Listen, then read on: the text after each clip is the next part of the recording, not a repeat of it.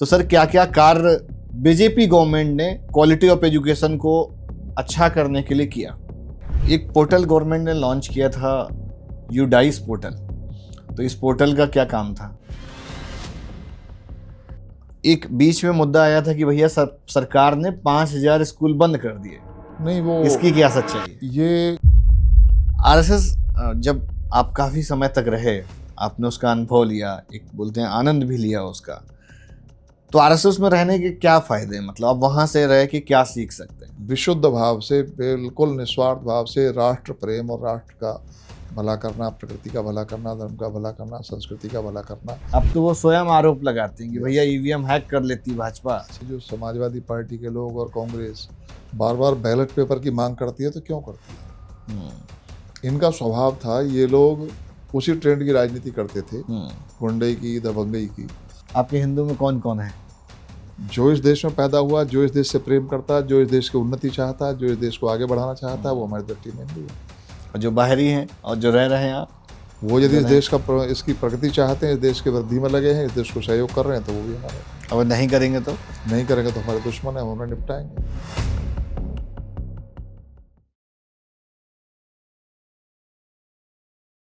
Hello दोस्तों, मैं आप सभी का बहुत स्वागत करता हूं अपने चैनल स्पॉटलाइट विद निखिल में। आज के जो हमारे गेस्ट हैं, जो मेहमान हैं, श्रीचंद शर्मा जी हैं, शिक्षक एमएलसी हैं। सर, आपका स्वागत है हमारे इस पॉडकास्ट में। और 5 साल का कार्यकाल लगभग सर का हो चुका है, 1 वर्ष का रह गया है। सरकार उत्तर प्रदेश में 2 दफा जो है रिपीट कर गई और केंद्र में 3 दफा। तो सर क्या क्या कार्य बीजेपी गवर्नमेंट ने क्वालिटी ऑफ एजुकेशन को अच्छा करने के लिए किया?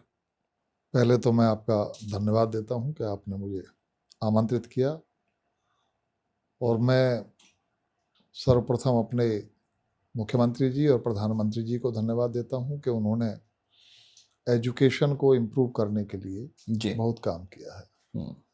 एक तो जो न्यू एजुकेशन पॉलिसी आई है, उसमें छात्रों की दुविधाओं को भी समाप्त करने का काम, और आने वाले कल की चुनौतियों को ध्यान में रखते हुए बच्चों को कैसे एजुकेट करना है। यही बच्चे कल के नागरिक बनेंगे जी, और यही भारतवर्ष को दुनिया में नंबर 1 बनाने का काम करेंगे। तो उसको ध्यान में रखकर न्यू एजुकेशन पॉलिसी माननीय मोदी जी लेकर आए। माननीय योगी जी ने उसको इम्प्लीमेंट करने के लिए पर्याप्त काम किया है जी। और मैं एमएलसी बना था 2020 में। 6 दिसंबर 2020 से हमारा कार्यकाल शुरू होता है। तो उसी समय लगभग कोरोना का समय था। कोरोना काल में विद्यालयों पर और शिक्षकों पर एक बड़ा संकट था। विद्यालय बंद हो रहे थे, ऑनलाइन एजुकेशन चल रही थी। ऑनलाइन एजुकेशन के दौरान एक बड़ा लोगों का दबाव एक बन रहा था कि फीस माफी का अभियान चलाया गया, हैशटैग फीस माफी। हाँ, कि भाई अब कोविड आ गया है, अब पैसा कहाँ फीस से माफी देंगे? की जाए। हाँ। तो वो एक बड़ा और कड़ा फैसला था जो माननीय योगी जी ने लिया। जी। उन्होंने कहा कि यदि समग्रता में फीस माफी का आदेश किए जाएंगे तो ये शिक्षकों का वेतन और शिक्षणेतर कर्मचारियों का वेतन कहाँ से आएगा, कैसे जाएगा, इनका परिवार कैसे चलेगा। तो उन्होंने इस बात को ध्यान में रखते हुए ये आदेश किए, जो एक बड़ा कड़ा निर्णय भी था, क्योंकि ज्यादातर लोग ये देखते हैं कि संख्या किसकी ज्यादा है, कौन ज्यादा प्रभावित होने वाले हैं, तो उसको सोचकर राजनीति के तहत फैसले लेते हैं। लेकिन योगी जी ने राजनीति के तहत ना लेकर मानवता के तहत फैसला लिया और उन्होंने कहा जो सक्षम अभिभावक है वो फीस अवश्य दें। जो किसी कारणवश अक्षम हो गए हैं, रोजगार छूट गया उनका, तो वो लिख कर दे देंगे प्रिंसिपल को, तो उनकी फीस माफ कर दी जाएगी। लेकिन जो इनकम टैक्स पेई हैं और सैलरी प्राप्त कर जो एक दायरे से ऊपर हैं, हाँ, तो वो फीस अवश्य दें ताकि विद्यालय चलते से रहें और वो उनकी व्यवस्था चल सके और शिक्षकों और शिक्षणेतर कर्मचारियों का भी परिवार चल सके। जी। तो एक बड़ा फैसला हमारी गवर्नमेंट ने उस समय लिया जी। और उसके साथ ही जो हमारे, आपको ध्यान में आएगा, जो एडेड कॉलेज हैं, एडेड कॉलेजों में जो भवन है वो प्रबंध समिति की संपत्तियां हैं। इंफ्रास्ट्रक्चर जो होता है वो प्रबंध कमेटी को जुटाना होता है। लेकिन माननीय मुख्यमंत्री जी ने सोचा कि ये इतना बड़ा हमारा प्रदेश है और इसमें ऐसे बहुत सारे विद्यालय हैं जो 70, 75 साल, 80 साल पुराने हैं, उनके भवन जर्जर हो रहे हैं। प्रबंध कमेटियां या तो वहाँ पूरी तरह फंक्शनल नहीं है या किसी तरह से दिक्कतें हैं, तो वो भवनों को बना नहीं पा रहे हैं, तो हम कैसे उसमें सहयोग कर सकते हैं। तो एक अलग तरह की एक योजना लेकर आए, अलंकार योजना, और उसके तहत 500 करोड़ रुपए की व्यवस्था की कि, और पहले तो व्यवस्था ये बनाई थी कि भवन बनाने के लिए 50% पैसे का इंतजाम प्रबंध कमेटी कर ले, 50% गवर्नमेंट दे देगी। अच्छा, 50% गवर्नमेंट देने के लिए तैयार हाँ, बाद में देखा कि वो 50% की भी व्यवस्था करने की स्थितियां में प्रबंध समितियां नहीं है, तो फिर ये तय किया कि चलो एक काम करो, आप 25% पैसा प्रबंध कमेटी कर ले और 75% सरकार गवर्नमेंट दे देगी भवन बनाने के लिए। लेकिन उसमें फिर उसको भी सरल किया कि 25% को भी आप सांसद निधि, विधायक निधि के प्रस्तावों के द्वारा भी पूरी कर सकते हैं। वो भी सुविधा दी कि मान लीजिए 1 करोड़ रुपए का, फ्लेक्सिबिलिटी खूब दी, बहुत सुविधा दी कि भी आप भवन बन जाए ताकि बच्चे ठीक से अच्छे वातावरण में बैठ के पढ़ सकें। तो इसलिए उन्होंने ये व्यवस्था की। तो उसमें मान लीजिए 1 करोड़ का भवन का प्रस्ताव बन रहा है, तो 25 लाख रुपए की व्यवस्था प्रबंध कमेटी को करनी है, 75 गवर्नमेंट देगी। तो जो 25 की व्यवस्था करनी है उसमें किसी विधायक से 5 लिखवा लिए, किसी सांसद से 10 लिखवा लिए, किसी और विधायक से 5 लिखवा लिए। वो करके भी यदि आपके 25 पूरे हो जा रहे हैं तो वो भी हम प्रबंध कमेटी का ही सहयोग मान लेंगे और गवर्नमेंट बाकी पैसा देगी, जबकि निधि भी गवर्नमेंट की होती है। जी।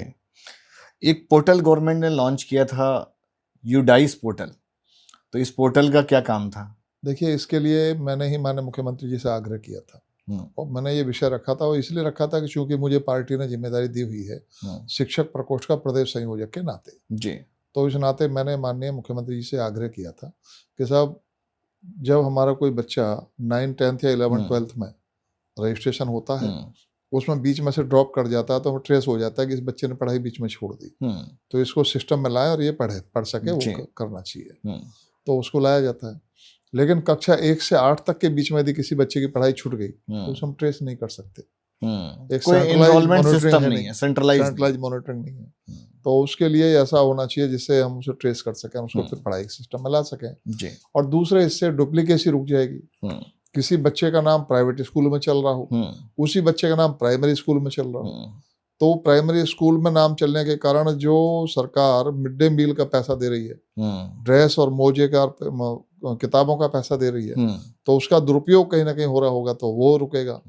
तो माननीय मुख्यमंत्री जी ने उस बात को समझा और उन्होंने अपनी टीम को लगाया, और फिर उसके बाद यूडाइस पोर्टल उत्तर प्रदेश सरकार ने लॉन्च किया। तो उसमें कितने डुप्लीकेसी निकले? तो उसमें 25 लाख बच्चों की डुप्लीकेसी निकली। 25 लाख बच्चों की डुप्लीकेसी निकली। 25 लाख बच्चे। तो इसमें वो गवर्नमेंट संस्थाएं के साथ साथ जो गवर्नमेंट एडेड होते हैं, ये लोग भी ऐसा कर रहे थे? गवर्नमेंट एडेड वालों में नहीं, तो प्राइमरी बच्चों में, प्राइमरी वाले बच्चों की डुप्लीकेसी चल रही है। एक बीच में मुद्दा आया था कि भैया सरकार ने 5000 स्कूल बंद कर दिए। नहीं, वो इसकी क्या सच्चाई है? ये गलत है। प्रचार ऐसा नहीं है। हुआ क्या था कि जब ये डुप्लीकेसी पकड़ी गई और क्लियर हो गया, तो उसके बाद जो संख्या निकल कर आई, तो किसी विद्यालय मान लो 5 बच्चे हैं, किसी में 3 बच्चे हैं, किसी में 15-20 बच्चे हैं, तो वो ये कोशिश की कि 1 किलोमीटर के सराउंडिंग एरिया में दूसरा विद्यालय है तो उन बच्चों को उसमें मर्ज कर दिया जाए।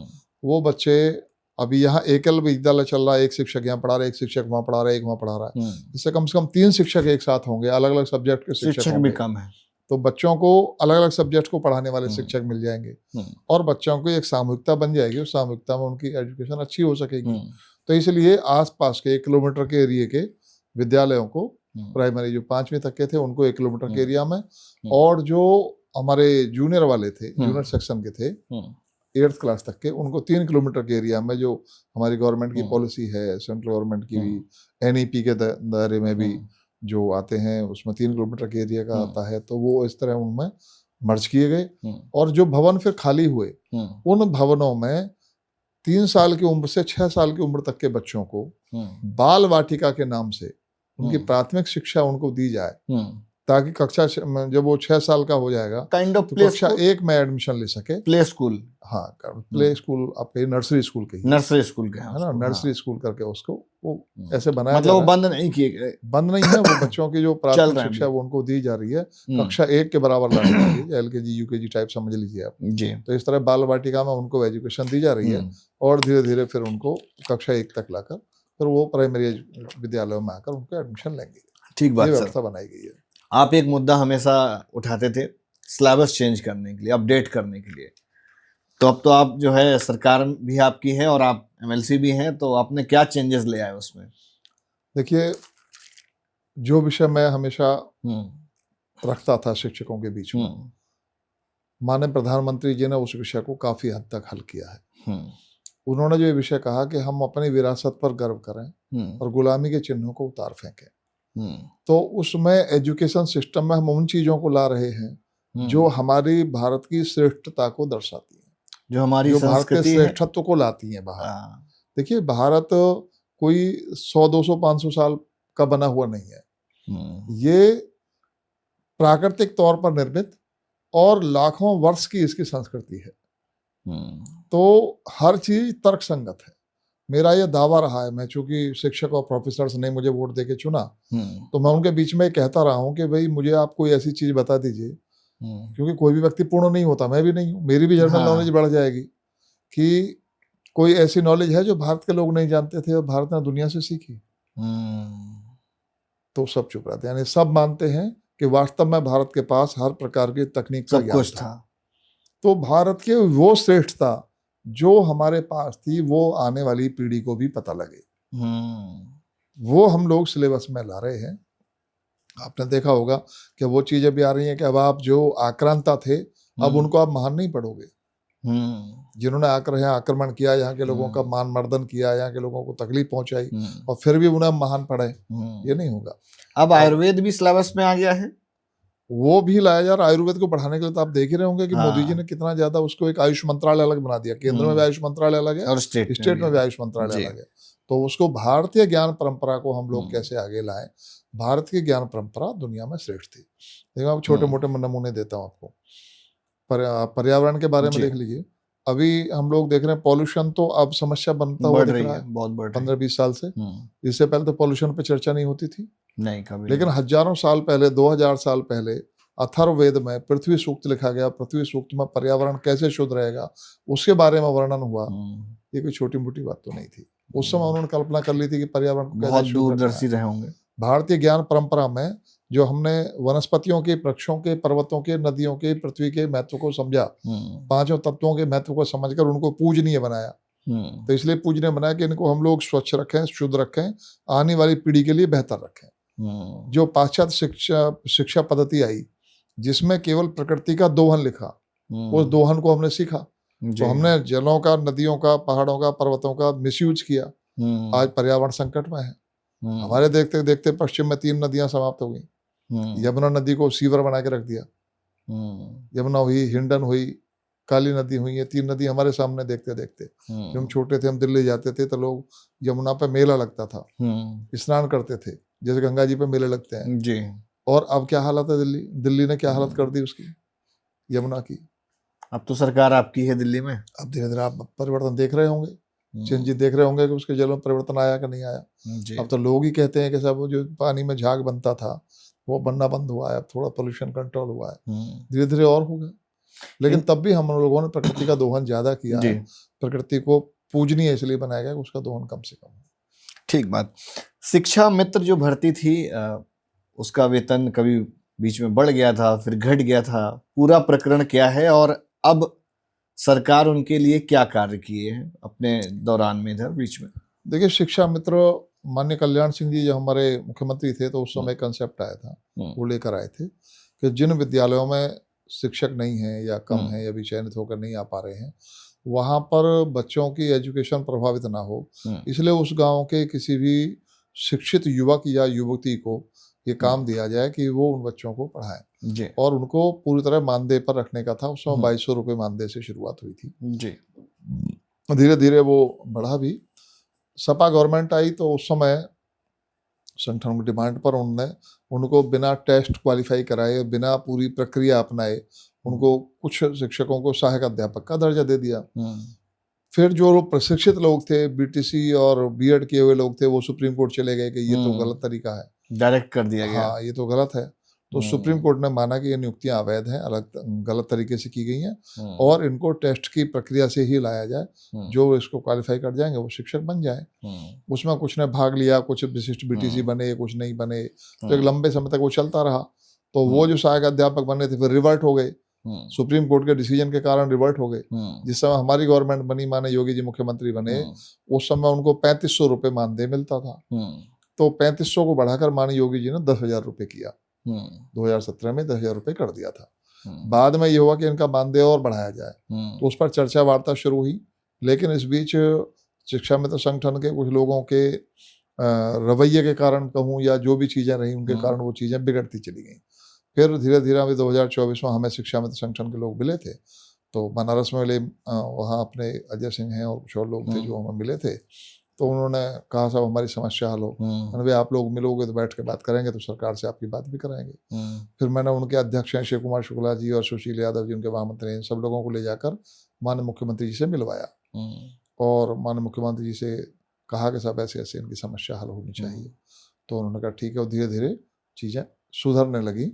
और फिर जब बैठ के बात हुई तो इनके कुछ मुद्दे थे, तो उसमें एक तो यही था कि जो सहायक अध्यापक बन जाने के कारण दूसरे स्थान पर चले गए थे, मानदेय उतना ही मिल रहा था पहले वाला ही, तो वहाँ जाने आने में बहुत तकलीफ हो रही थी, तो वापस अपने मूल स्थान पे आ जाएं। तो उनके लिए स्थानांतरण पॉलिसी अभी बनवा दी है, वो जारी हो गई है और वो स्थानांतरण उनके होने जा रहे हैं। पहले उनके मूल स्थान पे होंगे। जो बेटियां अदर जनपदों में शादी के कारण चली गई हैं, तो वहाँ यदि कोई स्थान उनका रिक्त होगा, ऐसी कौन बच्चियां हो सकती हैं, कितनी, उनका आकलन कराया जा रहा है। जो जिले के जिले में हैं उनका भी आकलन कराया जाएगा, ताकि प्रॉपर अच्छे से सेटलमेंट लाकर पहले उनकी स्थानांतरण पॉलिसी डिसाइड की जा रही है। और फिर इसके बाद इनका मानदेय वृद्धि हो, ये भी हैं, और इनके साथ अनुदेशक भी हैं, रसोइये भी हैं। इन सबको मानदेय वृद्धि करने की तरफ भी योगी जी का ध्यान है। जल्दी उसका भी फैसला आएगा। और एक बड़ा फैसला जो माननीय योगी जी ने लिया है, बड़ा फैसला बता रहा हूँ, वो इतना बड़ा फैसला है कि पहली बार संविदा कर्मियों को उन्होंने आयुष्मान कार्ड योजना के अंतर्गत लिया।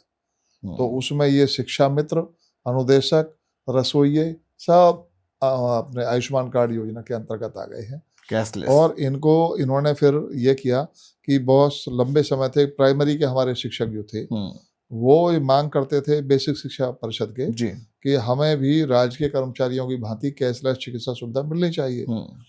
एडिड वाले भी बहुत पहले करते थे, बीच में तो उनकी छूट गई थी, अब तो उनकी मांग भी नहीं थी। लेकिन माननीय मुख्यमंत्री जी ने दयालुता दिखाते हुए एडिड कॉलेज के शिक्षकों के लिए भी, शिक्षा मित्र, अनुदेशक, रसोइयों के लिए भी, और तो और वित्त विहीन के जो हमारे शिक्षक हैं, जो स्ववित्त पोषित संस्थाओं के वित्त विहीन शिक्षक हैं, उनको भी कैशलेस चिकित्सा सुविधा के अंतर्गत लेकर उनको लाभ दे दिया कि उनको हम कैशलेस चिकित्सा सुविधा देना है। ठीक बात, ये बहुत बड़ा काम है। एनपीएस पॉलिसी में आपका क्या कमेंट है?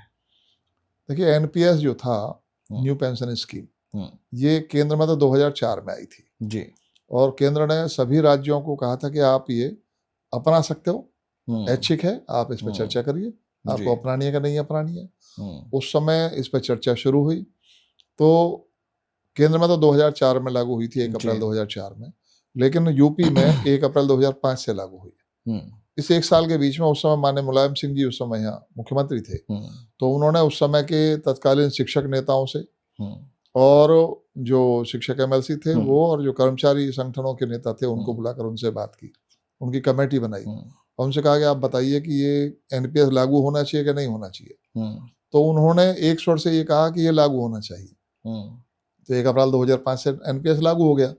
तो न्यू पेंशन स्कीम लागू करना गलत नहीं था, गलत ये था कि 2005 में लागू करने के बाद 2017 तक सपा की भी सरकार थी, बसपा की भी सरकार थी।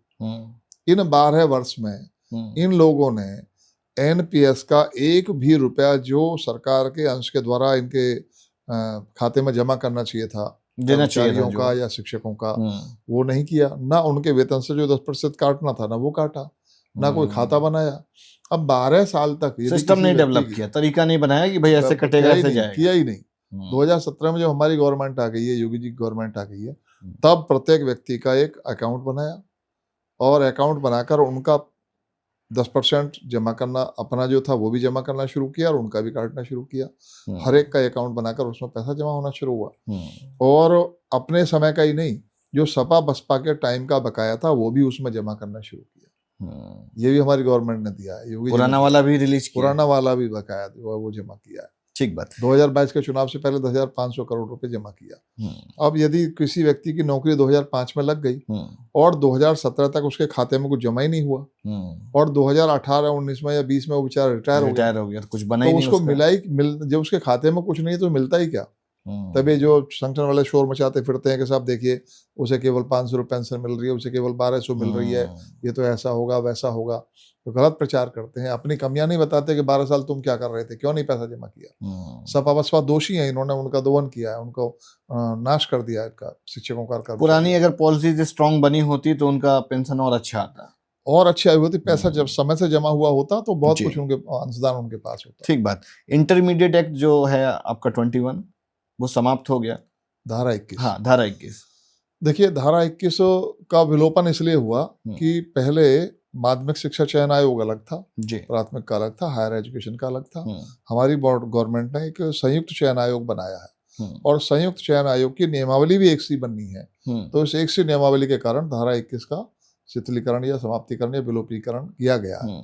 लेकिन जो ये प्रचार करते हैं कि साहब शिक्षकों की सेवा सुरक्षित होगी, गलत कहते हैं। एक भी शिक्षक की पूरे प्रदेश में नौकरी न गई, नौकरी इनसिक्योर्ड हो गई कहते हैं। पहले से ही इंटरमीडिएट एक्ट की धारा 16G में पहले से प्रावधान है कि किसी भी शिक्षक की नौकरी असुरक्षित नहीं रहेगी, उसको पहले परमिशन लेनी होगी शासन से, ये तो होगा। ठीक बात। वित्त विहीन शिक्षकों और विद्यालयों के लिए क्या किया?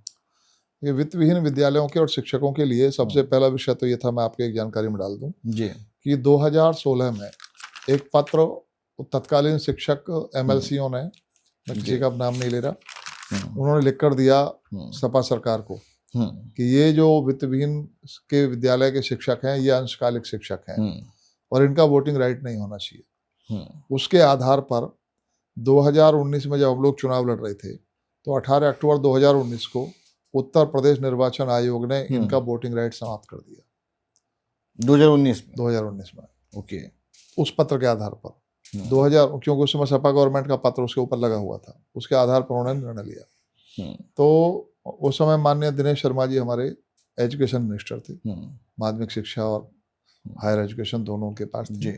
उन्होंने पत्र लिखा निर्वाचन आयोग को अपने विभाग के द्वारा और ये लिखा कि ये शिक्षक भी भले नियमावली में अंशकालिक कहे जाते हों लेकिन ये पूर्णकालिक पढ़ाते हैं, पूरा सेशन पढ़ाते हैं। ये कॉपी चेक करने में भी इनकी ड्यूटी लगती है, परीक्षाओं में भी ड्यूटी लगती है। ये कोई महीने 2 महीने के लिए पढ़ाना नहीं आते, पूरा सेशन पढ़ाते हैं। अतः ये भी पूर्णकालिक शिक्षक है और उनका वोटिंग राइट बहाल हो। तब जाकर 24 अक्टूबर 2019 को हमारे वित्त विहीन के शिक्षकों का वोटिंग राइट बहाल हुआ। ये पहला काम था कि हम अपने शिक्षकों को सम्मानजनक ढंग से, वो भी राजकीय शिक्षकों की भांति, एडेड कॉलेज के शिक्षकों की भांति शिक्षक का गर्व अनुभव करें और उनका वोटिंग राइट हो। ये पहला काम हुआ। दूसरे, हमारी गवर्नमेंट ने ये भी किया कि उससे पहले केवल एडेड कॉलेज के शिक्षकों को राजकीय सम्मान मिलता था, वित्त विहीन के शिक्षकों को नहीं मिलता था। तो वित्त विहीन के शिक्षकों को भी राजकीय सम्मान, मुख्यमंत्री अवार्ड से सम्मानित करने का काम हमारी सरकार ने शुरू किया और पुरस्कार राशि भी 10,000 से बढ़ाकर 25,000 रुपये करने का काम किया। वो सभी शिक्षकों को उसका लाभ, चाहे एडेड के हों, राजकीय हों या अपने वित्त विहीन के, उनको उसका लाभ मिलना शुरू हुआ। ठीक बात। आपका लगभग 5 साल हो गया है, तो एक तो ये कि अभी 5 सालों में कौन कौन से आपने कार्य कराए हैं अपने क्षेत्र में, प्लस एक जो रह गया है तो उसमें टारगेटिंग कौन कौन से हैं कि अभी ये वाले जो है बचे हैं अब इनको करना है? देखिए, ये तो विकास तो एक निरंतर प्रक्रिया है, कितना भी कर लीजिए उसके बाद भी कम रहेगा। बहुत कुछ करना बाकी है जो किया जाएगा और जिस रफ्तार से हमारे सामने जो चीज़ें आती रही हम लोग हल कराते रहे। मैंने कभी इस बात का चिंतन नहीं किया। मैंने हमेशा ये माना क्योंकि पार्टी ने मुझे शिक्षक प्रकोष्ठ का प्रदेश संयोजक बनाया है तो मैं केवल अपने MLC के नाते नहीं सोचता। तो फिर चाहे भले ही ग्रेजुएट MLC के हमारे वोटर हमारे ना होंगे, ग्रेजुएट MLC के वोटर हैं, हमारे आम चुनाव के तो वोटर हैं।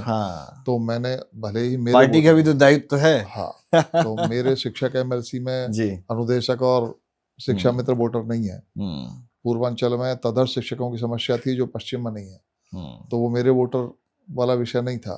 लेकिन मेरी पार्टी के तो वोटर हैं, मेरे समाज के तो हैं, तो उनकी बराबर हमने लड़ाई लड़ी और तदर्थ शिक्षकों का भी जो जिन्होंने वोट दिया उनके भी काम कर रहे हैं और जिन्होंने नहीं दिया उनका भी। वो स्वाभाविक है, करना भी चाहिए मुझे। हाँ। मेरे पार्टी ने काम दिया, शिक्षा मित्र को शिक्षक प्रकोष्ठ का संयोजक बनाया, तो हम्म, सभी प्रकार के शिक्षक मेरी प्राथमिकता पे हैं, चाहे वो विधिवीन के हैं, चाहे वो शिक्षा हम्म, मित्र हैं, चाहे अनुदेशक हैं, चाहे वो तदर्थ हैं, चाहे हम्म, एडिड हैं, चाहे राजकीय हैं।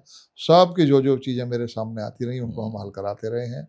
आगे भी जो भी चीज़ें मेरे संज्ञान में लाई जाएंगी उन्हें हम समाधान कराते रहेंगे। ठीक बात। अब थोड़ा सा आपकी जो राजनीतिक करियर है पूरा, मतलब जब आप भाजपा में ज्वाइन होने से आपने बहुत अलग अलग पदों पे कार्यरत रहे और उसके बाद जाके एमएलसी बने। तो ये जो जर्नी है, ये शुरुआत कहाँ से होती है? ऐसा हुआ निखिल जी, आपने सही प्रश्न पूछा। मैं जब आपसे भी युवा था, जी। मतलब 22 साल की उम्र थी मेरी, हाँ। उस समय मेरा संपर्क आया संघ से। मैं उस समय इस बात को लेकर बड़ा चिंतित रहता था कि हमारी जो हिंदू संस्कृति है, धर्म है, भारतीयता है, वो हमारी धीरे धीरे क्षीण हो रही है। उसके संरक्षण के लिए कोई तंत्र नहीं है, कोई व्यवस्था नहीं है। क्या होगा, आने वाले कल में और कम हो जाएगा। तभी मेरा संपर्क हुआ, माननीय ओम प्रकाश शर्मा जी थे हमारे संघ में, वो मुझे संघ की शाखा में लेकर गए। तो वहाँ एक त्रिदिवसीय शिविर था विश्व हिंदू परिषद का, गाजियाबाद में अग्रसेन भवन में लगा था। वहाँ मेरा रुकना हुआ।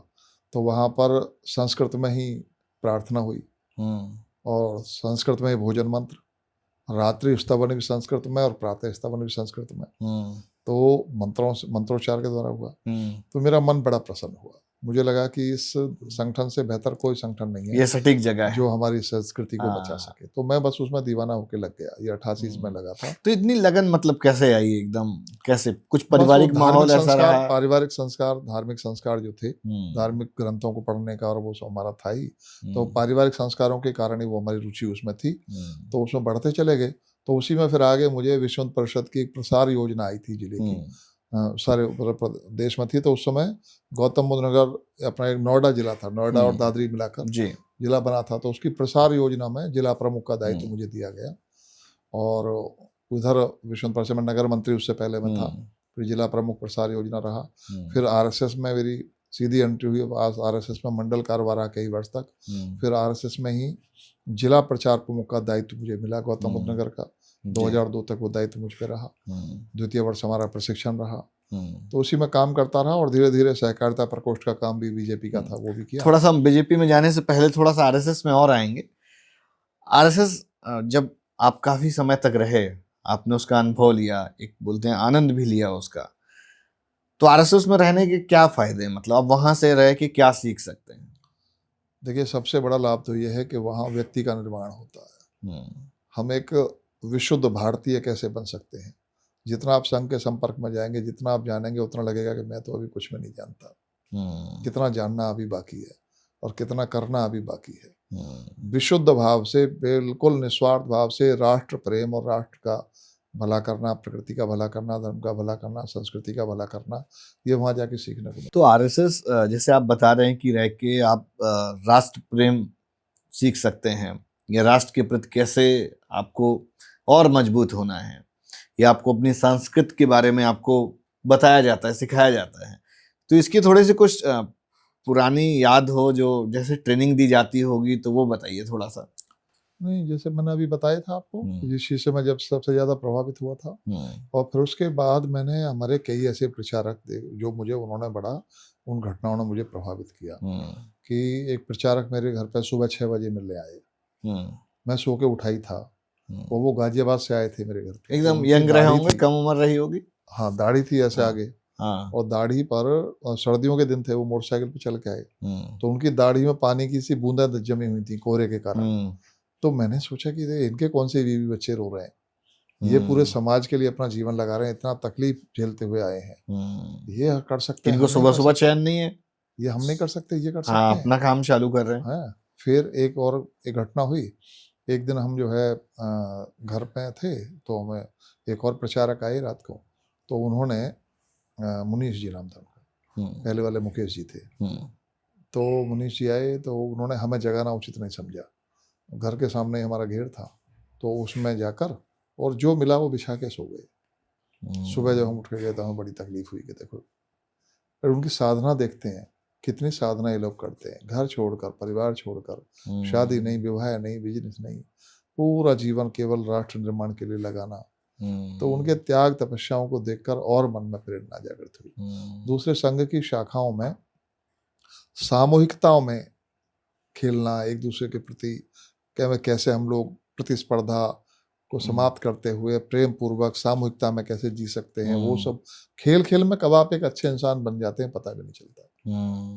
कई सारी ऐसी घटना, अधीश जी भाई साहब आज इस दुनिया में नहीं है, उनका हमने बौद्धिक सुने, तो जो विषय वो लेते थे सोमनाथ वाला विषय था।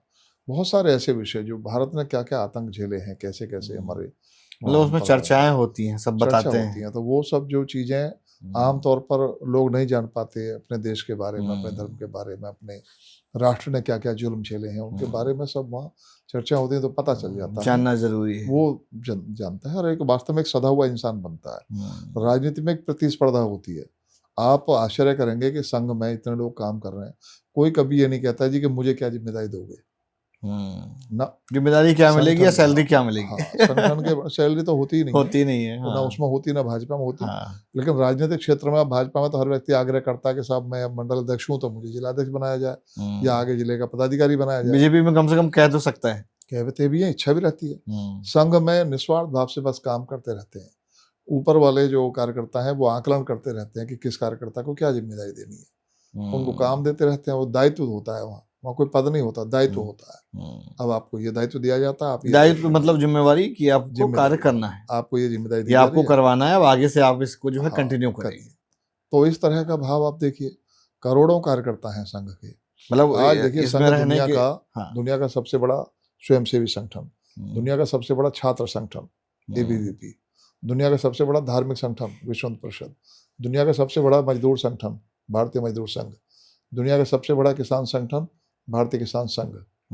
कोई भी आप एरिया ले लीजिए, चाहे श्रमिक का ले लीजिए, सारे RSS भारतीय मजदूर संघ, सब संघ के स्वयंसेवकों के द्वारा बनाए गए संगठन। और उन्होंने उनको इतनी व्यापकता दी निस्वार्थ भाव से कि आज दुनिया के सबसे बड़े संगठन हैं। विद्या भारती का काम, जो किसी भी स्वयंसेवी संस्था द्वारा सबसे ज्यादा संचालित विद्यालय यदि किसी के हैं तो वो संघ की विद्या भारती के द्वारा। शिशु मंदिर वाले, शिशु मंदिर, विद्या मंदिर, ये 21,000 से ज्यादा विद्यालय चलते हैं पूरे देश में।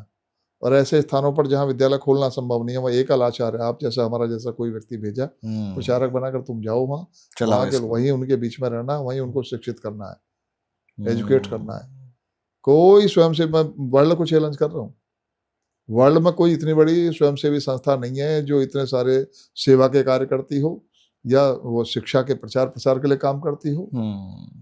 साहब जितने, लेकिन कहीं शोर नहीं मचाना, कहीं प्रचार नहीं करना, कहीं अखबार नहीं छापना। हाँ, मतलब निस्वार्थ से काम करते रहना। आमतौर पे RSS पे मैंने बहुत लोगों को रीच करने की कोशिश करी तो लोग जो है मना कर देते हैं, नहीं एडवर्टीजमेंट नहीं। बहुत सारे संगठन आप ऐसे देखोगे कि जो यदि नेकी करते भी हैं तो उसके बदले वो कहीं ना कहीं से फाइनेंस ले रहे होते हैं। हाँ, एक बेनिफिट देखते हैं, इसमें जिस दिन 12 का लाभ ले रहे होते हैं। हाँ, जिस दिन स्वयंसेवक बन गए उस दिन जो है बेनिफिट जो है छोड़ देते हैं, भूल जाते हैं। कुछ नहीं, केवल निस्वार्थ भाव से काम करना। ठीक बात। तो भाजपा में आपकी जो है एंट्री फिर कब हुई? 2004 में मैं भाजपा का जिलाध्यक्ष बना था गौतम बुद्ध नगर जिले में। गौतम बुद्ध नगर के जिलाध्यक्ष आप बना दिए गए 2004 में। 2004 में करीब 2002 के आसपास राजनाथ साहब मुख्यमंत्री रहे।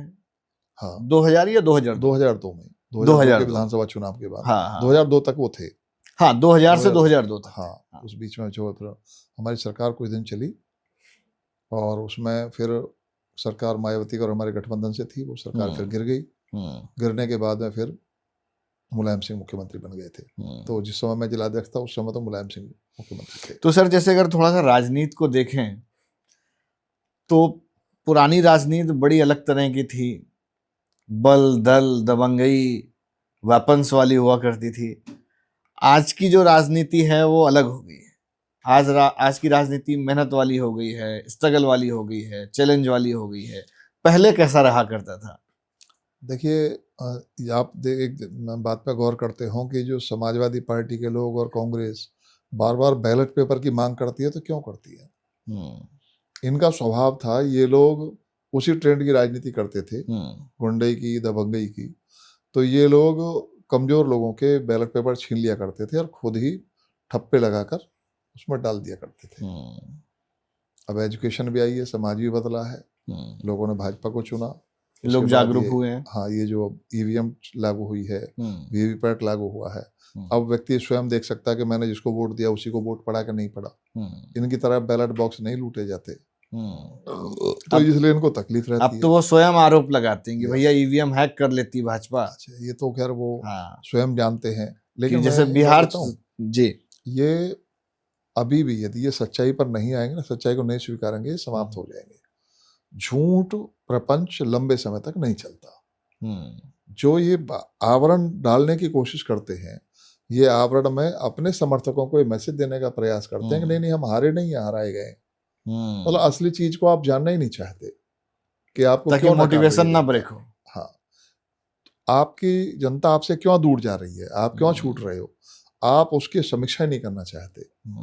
आप विनम्रता की शैली नहीं अपनाते, आप दबंगई और गुंडई की शैली अपनाते हो।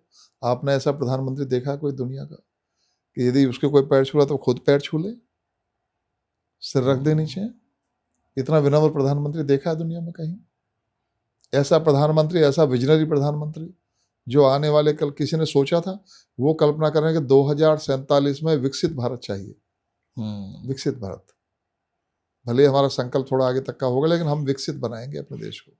वो उस लालच में नहीं है जिस लालच में पहले राजनीतिक दल थे कि हम अपने आप को दिखाएं। आपको ध्यान होगा, मैं आपको आपके चैनल पे कह रहा हूँ ये बात, मैंने पूरा पढ़ा है इसको। जब मनमोहन सिंह प्रधानमंत्री थे, ब्रिटेन गए, तो वहां पर उन्होंने जब बातचीत उनसे की तो कितने बटरिंग कर रहे थे। उन्होंने कहा भाई शासन तो आप लोगों का ही अच्छा था, शासन व्यवस्था आप लोगों की अच्छी थी, आप अंग्रेजों से जाके ये कह रहे हो कि शासन व्यवस्था आपकी अच्छी थी? इसका मतलब देश को आजाद कराने के लिए जिन्होंने कुर्बानी दी वो व्यर्थ में ही दी। और फिर दूसरे, उनसे कहा जी हम तो आपसे कर्जा मांगने आए हैं, और कर्जा भी ऐसे मांग रहे हो जैसे भीख मांग रहे हो। एक वो प्रधानमंत्री थे। एक ये प्रधानमंत्री जो दुनिया में जाते हैं तो वहाँ ये नहीं कहते कि भाई तुम अपने यहाँ मेरे यहाँ रोजगार लगाओगे तो मेरे यहाँ के बच्चों को रोजगार मिलेगा, मेरे यहाँ वो लगाओगे तो कंपनी लगाओगे तो अपना उद्योग लगाओगे, तो ये नहीं कहते। वो दुनिया को ये कहते हैं कि मेरा देश 65% युवा देश है, मेरा स्किल्ड युवा है मेरे पास, आपको यदि मेरे मार्केट में अपना सामान खपाना तो यहाँ पर लगाइए उद्योग। तो उन्होंने मेक इन इंडिया कहा, मेक इन इंडिया, है ना, आप भारत में बनाइए। स्वाभिमान के साथ खड़ा होने वाले प्रधानमंत्री। अभी प्रतिबंध लगाने की बात आई तो कह दिया कि ठीक है, जो भारत में बन रहा है उसको खरीदिए आप। जो भारत में बन रहा है, उन्होंने ये नहीं कहा केवल भारतीय कंपनियों का, जो बाहर की कंपनी भी है लेकिन वो भारत में बना रही है तो उनका उत्पाद खरीदिए। जो उत्पाद बाहर बन के आ रहा है वो मत लीजिए। जिस समय मोदी जी की सरकार आई है और उसके बाद से अब तक अब 125 मोबाइल कंपनियां भारत में मोबाइल बना रही हैं। पहले भारत की जरूरत का 98% मोबाइल बाहर से आता था जी। आज अपनी जरूरत तो पूरी कर ही रहे हैं, यहाँ से दुनिया को निर्यात कर रहे हैं। दुनिया का दूसरा सबसे बड़ा मोबाइल उत्पादक देश है भारत।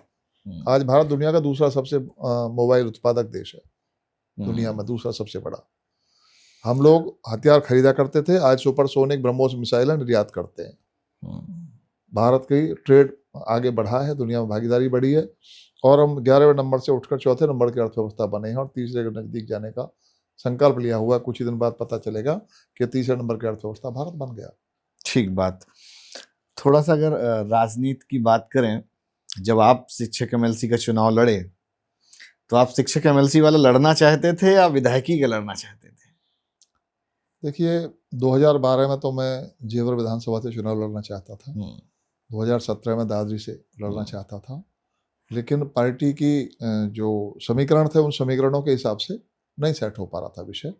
2019 में मैंने ग्रेजुएट एमएलसी लड़ने का सोचा था, लेकिन पार्टी का निर्देश हुआ कि ग्रेजुएट नहीं, शिक्षक एमएलसी लड़ना है। तो जो पार्टी का आदेश था उसके अनुसार मैं चुनाव लड़े, और पार्टी के सभी कार्यकर्ताओं ने, पार्टी के सभी नेताओं ने अपार सहयोग दिया, और फिर उसका इतना बड़ा परिणाम निकला कि जो निकटतम प्रतिद्वंदी थे अजय ओम प्रकाश शर्मा जी, माननीय ओम प्रकाश शर्मा जी, अजय व्यक्ति थे, वो 50 वर्ष तक लगातार एमएलसी रहे, और उनसे फिर हम उनको 3640 वोट मिले थे, हमें 8222 वोट मिले। तो जीत भी कोई 2-4 वोट की जीत नहीं थी, एक बहुत बड़ी जीत जनता ने हमें दी, शिक्षकों ने दी, कार्यकर्ताओं ने मेहनत की, हमारे नेताओं ने की, मोदी योगी जी पर भरोसा। बड़ा चैलेंजिंग रहा, क्योंकि आप तो जो है क्षेत्र की राजनीति हमेशा करते रहे, एजुकेशन वाली आपने की लेकिन एक नहीं। लाभ मुझे रहा कि मैं चूंकि इनमें से अनेक जिलों में जिला प्रभारी रहा था, तो कार्यकर्ताओं से मेरा सीधा टच था, और जो मैं एक वर्किंग मेरी शैली रही वो सबको पसंद आई और सबने मेरा साथ दिया। एक अंत में प्रश्न लेंगे सर, आपकी जितना सरल होके जो है राजनीति में रहना आसान है कि मुश्किल है? रह सकता है? कोई मुश्किल नहीं है, कोई मुश्किल नहीं है। कोई मुश्किल नहीं है, सेहत सरलता से ही करनी चाहिए। तो सरलता क्योंकि से ये कैसे चीजें जो है ये सब चीजें निपटा लेते हैं? नहीं, सब ठीक से हो भी रहा है। हाँ मैं ये मानता हूँ सजान जी, ये संघ के संस्कार हैं, मेरे धार्मिक संस्कार जी। हैं, कि जो मुझे ये एहसास कराते हैं कि ये कुछ भी तो अंतिम नहीं है, ये भी स्थायी नहीं है, आज है कल नहीं है, जनता ने दिया है, जनता ले भी सकती है, तो स्थायी कुछ नहीं है। किस बात का घमंड करना, तो क्यों ना सरल रहें, सरल और सहज रहना चाहिए व्यक्ति को। ठीक बात सर। 27 करीब है जी, और उससे पहले 26 भी है। हाँ। 26 में आपका कार्यकाल समाप्त हो जाएगा, जी। तो 26 वाला जो शिक्षक एमएलसी होगा वो लड़ेंगे या 27 वाला चुनाव लड़ेंगे? नहीं, अभी तो हमारी तैयारी शिक्षक एमएलसी की 26 की ही है, बाकी जो पार्टी का आदेश होगा। पार्टी ने आदेश करा जो है कि फला विधानसभा से लड़ना है भाई, शर्मा जी वो को तो लड़ जाएंगे? नहीं, वो तो डिसाइड पहले ही कर लेंगे। यदि हमने पार्टी ने शिक्षक एमएलसी के लिए लड़ने के लिए कहा तो शिक्षक एमएलसी ही लड़ेंगे, फिर अन्यथा इधर उधर क्यों दिमाग में लगाना है, फिर तो हम पार्टी को सत्ता में लाने के लिए काम करेंगे। ठीक बात। अगर बीजेपी की थोड़ी सी आइडियोलॉजी को समझें तो भाजपा में ऐसा क्या है जो आपको बड़ा पसंद है? मतलब आपको लगता है कि ये यार वो मेरा जो है थोड़ा सा मिजाज मिलता है, ये वो मतलब परफेक्शन वाली चीज है, इससे भविष्य बढ़िया रहेगा। आपने मेरी आत्मा को छुआ है। मुझे सबसे अच्छा ये लगता है कि यदि हमारी संस्कृति, हमारे धर्म, हमारी आस्था की कोई बात करती है तो केवल भाजपा करती है। बाकी किसी दल में वो साहस और हिम्मत नहीं कि जो ये कहे कि हिंदू भी तो इस देश में रहता है, हिंदू का भी ये देश है, इनके बुजुर्गों ने भी बहुत बड़ा त्याग किया इस देश को बनाने में, इनके बारे में भी चिंतन करो, सबके साथ न्याय करो, पर अन्याय इनके साथ ही मत करो। आज दीप स्तंभ पर दीप जलाने की बात होती है तो समाजवादी पार्टी और कांग्रेस और सब लोग महाभियोग लाने को खड़े हो जाते हैं जज के खिलाफ। वो चले जाते हैं वहाँ महाभियोग लाने के लिए, नोटिस देते हैं स्पीकर को, है। जिस समय कसाब के लिए रात को कोर्ट खुल रही थी तब तो किसी को ध्यान नहीं आया कि जो भारत का दुश्मन है उसके लिए रात को 2 बजे कोर्ट क्यों खुल रही है, तब तो किसी ने नहीं कहा। बताइए, भारतीयता को मजबूत करने का काम भाजपा ने किया है, भाजपा ने संकल्प ले रखा है भारत को मजबूत करने का। मैं इसलिए मुरीद हूँ, मेरे जैसे करोड़ों लोग हैं जो भाजपा के मुरीद हैं। मतलब ये बोलते ना मुरीद, जो आपने शब्द कहा कि इसको अंदर से एकदम स्वीकार कर रखा है। वास्तव में मतलब सबसे हमें कुछ जीवन में कुछ मिले ना मिले, जो कुछ हमारी पार्टी, हमारा संगठन इस देश के लिए कर रहा है वो हमारी आत्मा को संतुष्ट करने के लिए पर्याप्त। एक बड़ा जो है वो वायरल है, छोटी सी क्लिप चलती है हमेशा सोशल मीडिया में, कुछ नहीं चाहिए अंतिम क्षण तक जो है, अंत तक भाजपा चाहिए, कुछ इस तरह का है। हाँ, वो जो देश से प्रेम करते हैं, इस देश से प्रेम करते हैं, इस देश की संस्कृति से प्रेम करते हैं, वो यही कहेंगे, हमें केवल और केवल भाजपा चाहिए। तो हिंदू राष्ट्र बनाना चाहते हैं आप? देखिए, हिंदू राष्ट्र तो ये है ही, बनाना क्या है। नहीं, आप तो आरएसएस वाले हैं इसलिए हिंदू राष्ट्र है। अगर बीजेपी के पॉइंट ऑफ व्यू से देखें, मैं आपको सरकार के पॉइंट ऑफ व्यू से देखें, हम आपका नजरिया समझ रहे हैं। आरएसएस में जो लोग रहते हैं या उन्होंने काम किया है या वो जुड़े हुए हैं तो वो हिंदू राष्ट्र ही मानते हैं, बट अगर एक कॉन्स्टिट्यूशन के पॉइंट ऑफ व्यू से देखा जाए तो अभी आज की तारीख में तो नहीं है। अच्छा, ये बताइए, आप अरब के व्यक्ति को क्या बोलते हो? अरबी है ना। पाकिस्तान के व्यक्ति को क्या बोलते हो? पाकिस्तानी। ठीक है ना। तो हिंदुस्तान के व्यक्ति को क्या बोलोगे? हिंदुस्तानी। हिंदुस्तानी। तो हिंदू तो हम हैं, हमारा हिंदुस्तान है। आपके हिंदू में कौन कौन है? जो इस देश में पैदा हुआ, जो इस देश से प्रेम करता है, जो इस देश की उन्नति चाहता है, जो इस देश को आगे बढ़ाना चाहता है, वो हमारी दृष्टि में हिंदू है। और जो बाहरी हैं और जो रह रहे हैं आप, वो यदि इस देश का इसकी प्रगति चाहते हैं, इस देश की वृद्धि में लगे हैं, इस देश को सहयोग कर रहे हैं, तो वो भी हमारे। अगर नहीं करेंगे तो हमारे दुश्मन है, हम उन्हें निपटाएंगे। एकदम खुल के कह रहे हैं आप। हाँ, तो क्या गलत कह रहे हैं? निपटाना पड़ेगा। हाँ, तो क्या कह रहे हैं, क्या गलत कह रहे हैं? ठीक बात। सर, इस पॉडकास्ट को हम देंगे यहीं पर विराम। आपसे बात करके बहुत अच्छा लगा, आपका आभार, बहुत बहुत धन्यवाद। और आपसे बहुत अच्छी चर्चा आरएसएस पर भी हुई और आपके जीवन को भी समझा कि कैसे जो है इंसान अंदर से मजबूत हुए और स्वयं सेवक संघ की जो एक बोलते हैं ना मूल मंत्र, आपने कहाँ से जो है गेन करे, कैसे समझे। आपने 2 कहानियां बताई कि एक स्वयं संघ आए थे और जो है सो गए, सुबह सुबह आ गए। तो राष्ट्र प्रेम कितना जरूरी है, बहुत इंपॉर्टेंट है। नमस्कार। धन्यवाद। नमस्कार।